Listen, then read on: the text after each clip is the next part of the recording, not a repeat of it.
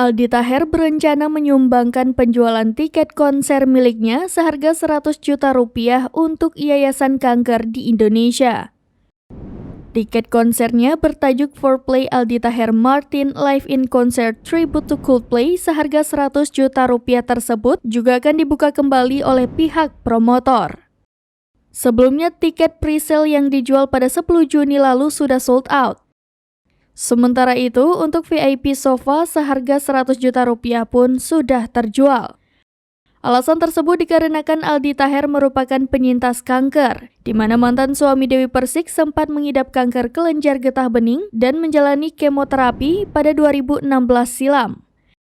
Dengan dibukanya kembali tiket konser seharga 100 juta rupiah, diharapkan para pengusaha Indonesia bisa membeli tiket yang hasilnya akan disumbangkan itu. Kemudian Aldi Taher akan membawakan total 10 lagu untuk menghibur para penonton yang hadir pada 3 Juli 2023 di Bengal Space SCBD.